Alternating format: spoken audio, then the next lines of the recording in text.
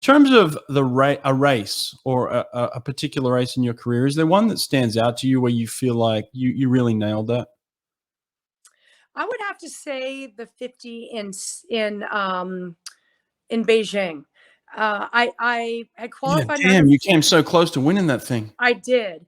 And here's the thing is I qualified in the 100, and I didn't think that would be 8 races in 8 days for me, and there was no way my body at 41 could do that, and I thought I had the better chance at winning the 50 freestyle than I did the 100. So I took myself out of the 50 and concentrated on the two relay. I took myself on the 100 and concentrated on the two relays. Now what had happened, I had a really quick reaction on the start in trials, but I was the last one to come up in the race from underwater. So after every practice during training camp, I worked on my starts, like every single practice. And I had different coaches come by and help me. It just wasn't Mark Schubert who was coaching me there. It was all different coaches would come up and say, how did that look? Or, and they always had the correct starting block that we were going to use at the games with us. They traveled with it. So I worked with that. And then my stroke was good.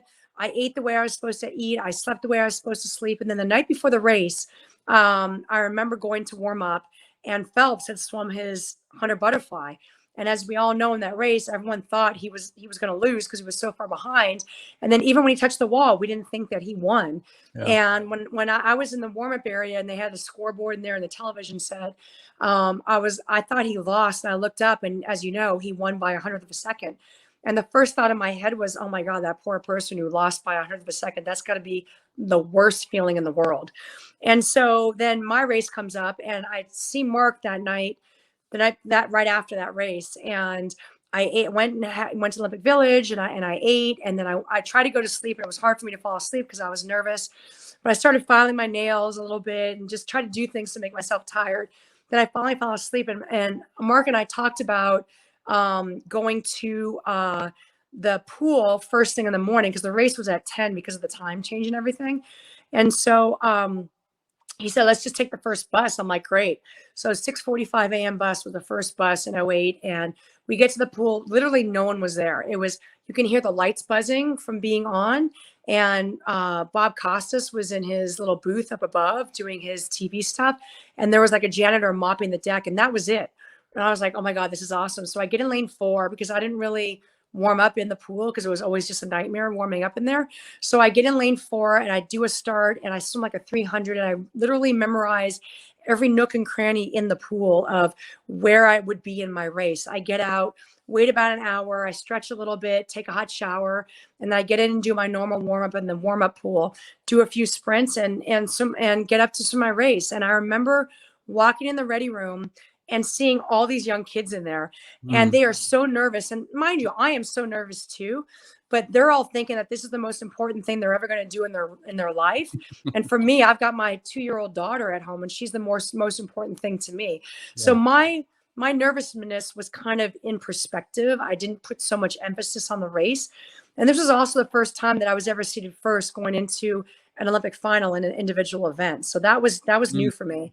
Wow. And so I walk out. I don't like do the visualization or stuff because I'm the type of person that if I do everything I'm supposed to do in warm up and workouts, that I should be fine. I don't want to overthink my race because if I start thinking, I get more nervous. Right. So I put my music on. I'm looking up at the stands, just like kind of whatever.